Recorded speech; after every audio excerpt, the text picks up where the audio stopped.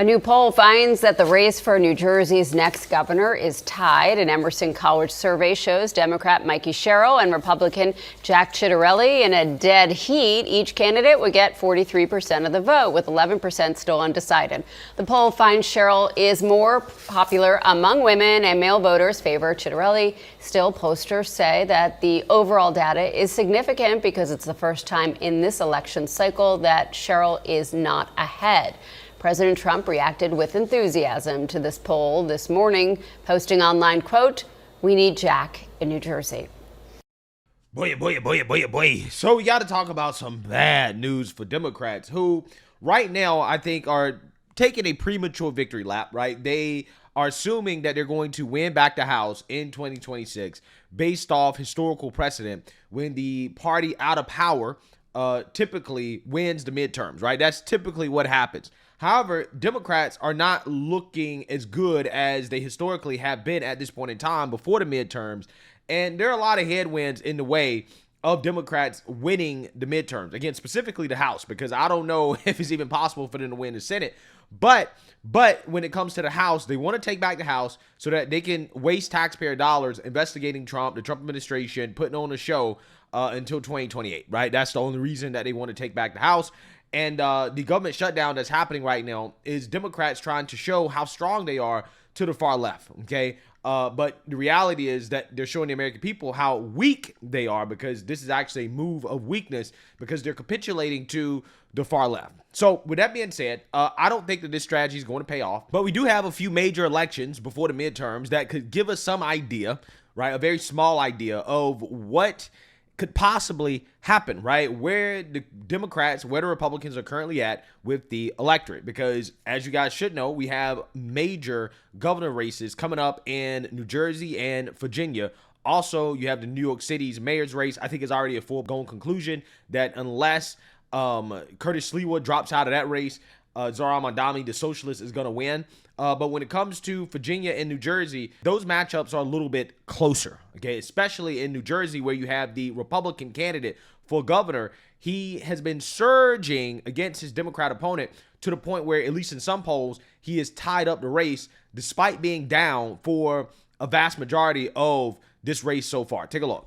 All right, we know New Jersey's a blue state, but Republicans have made gains in the two most recent statewide elections. We're going back here to 2020. Just show you, remember, Joe Biden crushed Trump here by 16 points. But what happened the next year, 2021? Jack Ciattarelli, this was the last time he was running for governor. He only lost by 3 points. He made big improvements in 2021 compared to Trump in 2020. And then Trump himself last year in New Jersey, he lost the state by a little bit less than 6 points. Again, Trump made big improvements in 2024 compared to that low water mark in 2020. So 2 straight elections for Republicans statewide with 2 big improvements in New Jersey. Interestingly, though, they're not improving in the same areas in those 2 elections. Ciattarelli and Trump each made big gains, but they made gains with different voters in different places. Show you what I mean here. These are the places where Ciattarelli made really big gains in that 2021 campaign, where Trump really didn't make many or any gains at all in 2024. And you notice here, the areas where Ciattarelli really outperformed Trump, more heavily white, higher income. You know, look at this, higher concentration of college degrees. A good example of this kind of place would be, this is a suburban township, Chatham, New Jersey, suburb of New York City. And you can see here, look, Trump got blown out here last year by Kamala Harris. Ciattarelli actually carried it when he ran for governor last time. Again, heavily white, very high income, extremely high concentration of college degrees, the type of voter we've seen that Trump has really struggled with nationally. They were willing to vote for Ciattarelli, not willing to vote for Trump. Now, Trump was not president in 2021 when Ciattarelli won a place like Chatham Township. Trump, of course, is president now. So what will those voters do? Are they still going to be comfortable voting for Ciattarelli with Trump back in the White House? Or are they going to be looking to send a message to Trump and the Republicans and vote against Ciattarelli? Other side of it, where did Trump make much bigger gains than Ciattarelli? Well, last year when Trump got close in New Jersey, he did it in places that were heavily non-white, lower income, more blue collar, lower concentration of college degrees. Good example of this kind of place would be Union City. This is across the Hudson River from New York City. And again, Trump lost it, but he only lost by 17 points. Compare that to Citarelli. He lost Union City by 70. And again, this is 82% Hispanic. It's a much lower mean household income than we saw in Chatham, much lower concentration of college degrees. The question for Citarelli and for Republicans is, can they make gains in places like this through an association with Trump without also hurting themselves in places like Chatham Township, where that connection with Trump has not necessarily been a good thing? Yeah, so you seen that, you heard that. Now, here's the thing. If Republicans win the governor's race in New Jersey, which, again, New Jersey has historically been a blue state, if they can win that race, even if we lose Virginia, okay, because I don't think that the Republican candidate there is running a good campaign, okay, Winston Sears, I think there's a lot to be desired in regards to what she's doing. But if we can win at least one, Virginia or New Jersey, I think personally that would be a good sign, a very good sign going into the midterms for Republicans and a terrible sign for Democrats. Okay, Democrats, they want to sweep all these races. Okay, and that is what they're looking for as a sign of life in a party that seems to be on life support. Because again, despite the fact that Democrats are assuming that they're going to win the 2026 midterms, the numbers don't really look that well for them. Again, and we're going to talk about a few of the headwinds here because it's not just the numbers, but also a major bombshell Supreme Court decision is upcoming that woke activists are panicking about that could literally change everything. So without further ado, let's go ahead and get into this. Democrats are counting on next year's midterms to win back at least some control of Congress, but the party has some major political headwinds. NBC News national political correspondent Steve Kornacki joins me now, and he's at the big board. Steve, why should Democrats be nervous at this point? It's a little interesting right now, Gabe, about a year out from the midterms. Here, look, Donald Trump's approval ratings are certainly nothing to write home about. And this is what Democrats are looking at in terms of a challenge to take back the House, the current balance of power. With those vacancies, if they are filled the way we expect them to be, it would be 220 seats for the Republicans. There it is, 220 for the Republicans, 215 for the Democrats. And that would mean Democrats really would only need a net gain of 3 seats to get the House. Now, keep in mind, Republicans are trying to redraw maps in a number of states right now to boost that total. So there may be more of a pad here for Republicans than meets the eye when you just look at this balance of power. So that's one challenge for Democrats.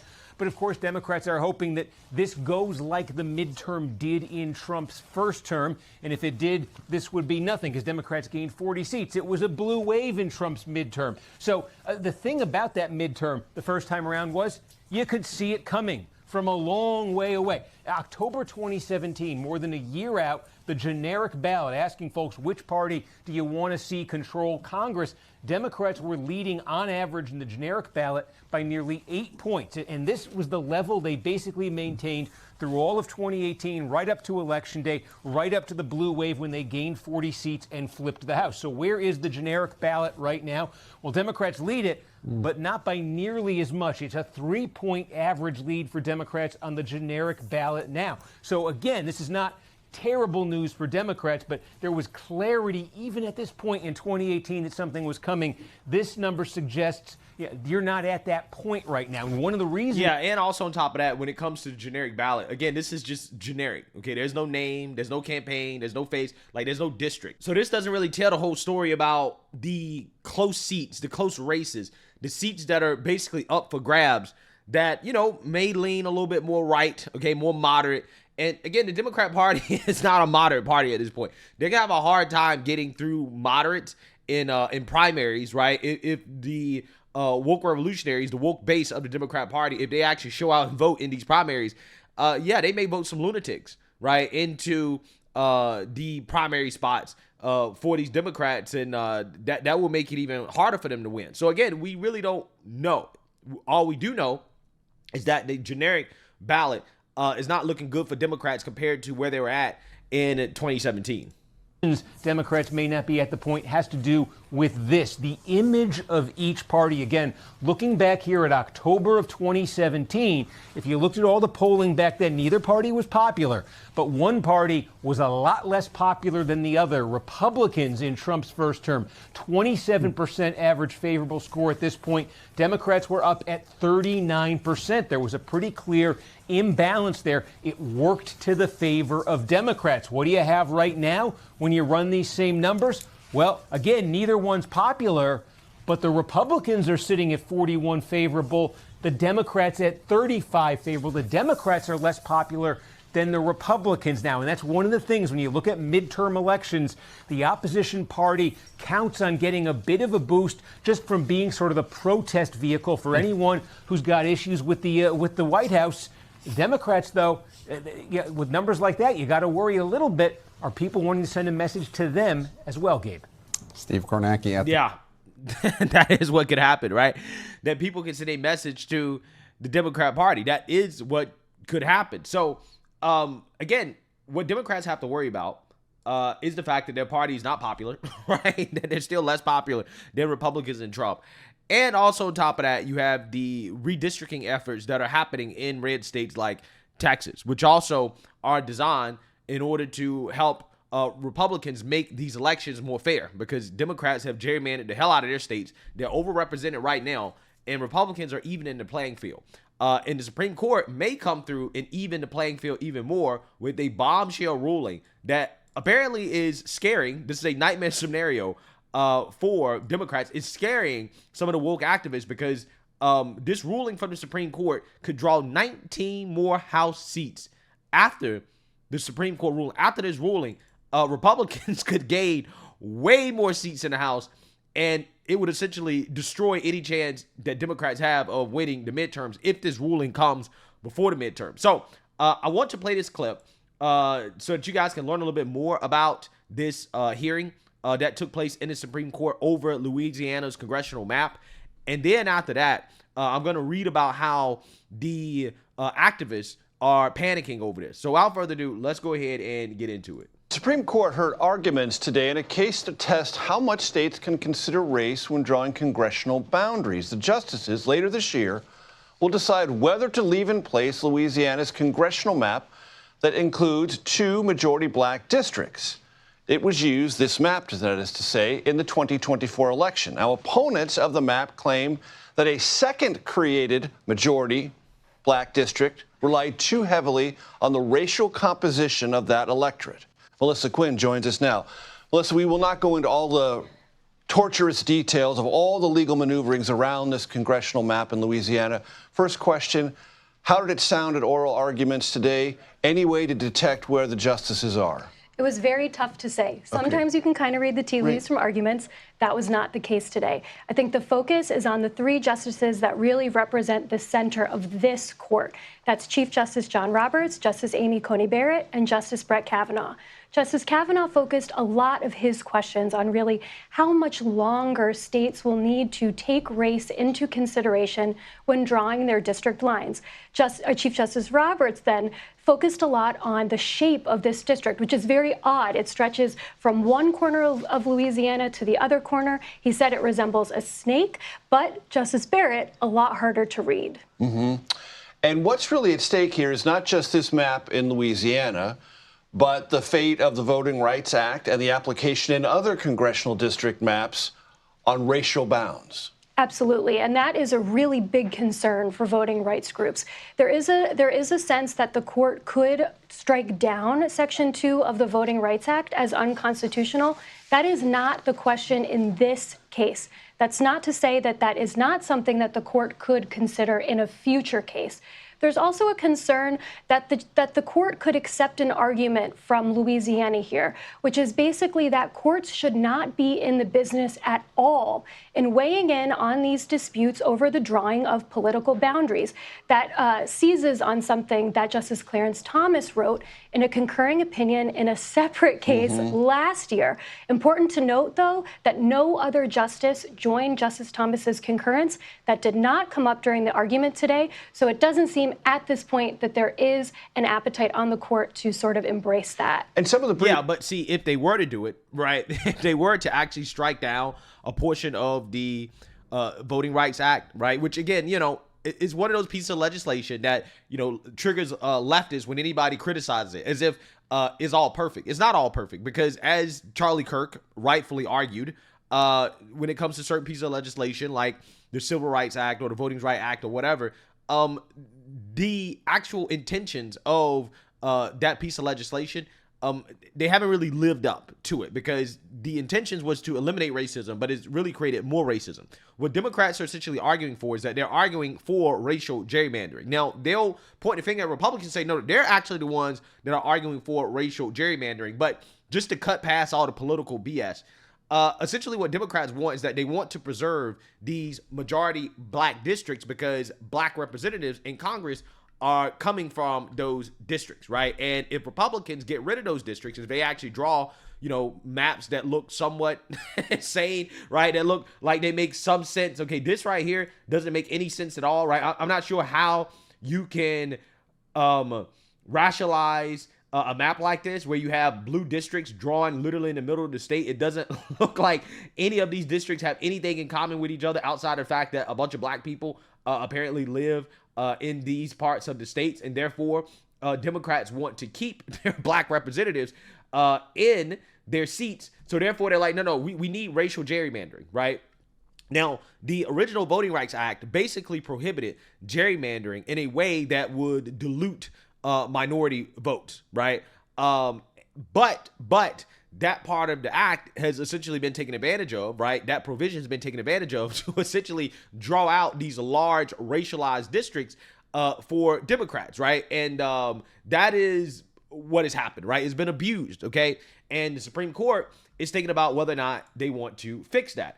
And if they actually fixed it, then lo and behold, right, Republicans would gain a lot more seats in the House, right? If you get rid of racism, okay, then Republicans would gain more power, which is why they're currently freaking out about this. And this ruling could come within a year or so. But let's read here. Democratic voting rights groups are preparing for a nightmare scenario if the Supreme Court guts a key part of the landmark civil rights era legislation, the Voting Rights Act, a very real possibility this term. Ahead of the court's October 15 rehearing of Louisiana versus Callis, a case that has major implications for the Voting Rights Act, two voting rights groups are sounding the alarm, warning that eliminating Section 2, a provision that prohibits racial gerrymandering when it dilutes minority voting power, would let Republicans redraw up to 19 House seats to favor the party and crush minority representation in Congress. Again, so I want you guys to understand, because again, this is political. So the way they're framing this, that they're framing this as if, this is a bad thing. Oh, well, see, you don't understand. Section 2 is a provision that prohibits racial gerrymandering when it dilutes minority voting power. Again, the key part here, when it dilutes minority voting power. So basically, this section of the Voting Rights Act basically, again, incentivizes racially drawn districts, right? Because you got to have a certain number of blacks, right, in a district to make sure you're not diluting minority voting power, right? So again, that has led to these funky maps being drawn of so-called minorities all being packed into one district, even though they don't live anywhere close to each other, right? But they're all being packed in one district as if they got something in common. Like, again, that is wrong. Again, the people here who are arguing for racism, right, are actually the leftists. That calculation, made in a new report from Fair Fight Action and Black Voters Matter Fund, shared exclusively with Politico, would all but guarantee Republican control of Congress. While a ruling in time for next year's midterms is unlikely, the organizations behind the report said that it is not out of the question. Taken together, the groups identified 27 total seats that Republicans could redistrict in their favor ahead of the midterms, 19 of which stem from Section 2 being overturned. Doing so would, quote, clear the path for a one-party system where power serves the powerful and silences the people, Black Voters Matter Fund co-founder Latosha Brown said in a statement. Yeah, it's funny how this organization, which is supposed to be about black voters, right, for whatever reason, they seem more concerned about Democrat Party power and control than they do about actual black voters, because no black person is losing their right to vote, right? They're just not going to be drawn into these districts that make no sense, right? These racially drawn districts that Democrats are trying to preserve. Without Section 2, up to 30% of the Congressional Black Caucus and 11% of the Congressional Hispanic Caucus could be drawn out of their seats, according to the report. Wow, that's a great thing, right? Getting rid of these racial groups in Congress, right? The Congressional Black Caucus, yeah, I think it would be great if 30% of those individuals lose their seats, right? I'll be totally happy with that, okay? Republicans have long sought to dismantle this portion of the Voting Rights Act, which generally prohibits race-based discrimination in voting laws and practices, arguing that it gives Democrats a partisan advantage. The Supreme Court has previously rebuffed these arguments, but voting rights advocates are worried that the Louisiana case will change that. Democrats could also find ways to use any changes to the VRA to their benefit. The party could redraw maps in heavily blue areas with VRA protections to try and expand their margins, but there will be fewer opportunities. In redistricting, the law is used to protect against racial gerrymandering that would dilute the voting power of racial and ethnic minority voters. States across the country routinely seek to comply with the law by drawing congressional districts where minority voters can elect their chosen candidates, aka they racial gerrymander, right? Like, that's the flip side of this, okay? That's the irony here, is that, again, it's supposed to be designed to prevent racism, but in practice is actually racist, right? And again, this is what Charlie Kirk was talking about when it came to the Civil Rights Act, right? But again, these dummies who can't understand nuance, okay, who can't process an argument that is not based off Republican bad, right, Democrats good, right? They said, well, he must be a racist. When the argument that he was actually making is that, no, actually the Civil Rights Act, and again, all these pieces of legislation, while they had good intentions, they've been abused and hijacked for the benefit of people that are not black, right?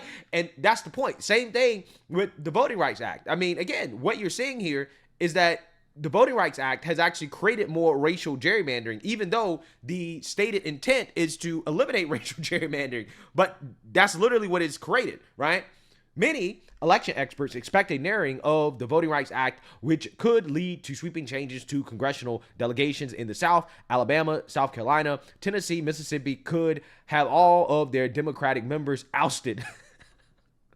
Louisiana, Georgia, North Carolina, Texas, and Florida would likely each retain at least one Democratic member, but their delegations would get smaller, according to the report. Yeah. So, hey, I'm hoping that the Supreme Court gets on this, right? They need to make this a priority, okay? If you're going to get rid of some of the Voting Rights Act, go ahead and do it now, right? We can't have this type of racism in this country. Once again, a conservative Supreme Court showing us that, yeah, it is conservatives who are actually the ones against racism. The party that is trying to preserve racism is the Democrat Party. Leftists, the liberals, that's the ideology that, again, is pro-racism. We're trying to get rid of racism. And when you get rid of racism, lo and behold, Republicans gain more power and control, right? Ain't it funny how that works? So let me know what you guys think. Make sure you like, comment, and subscribe. Most importantly, share a Black conservative perspective. Peace.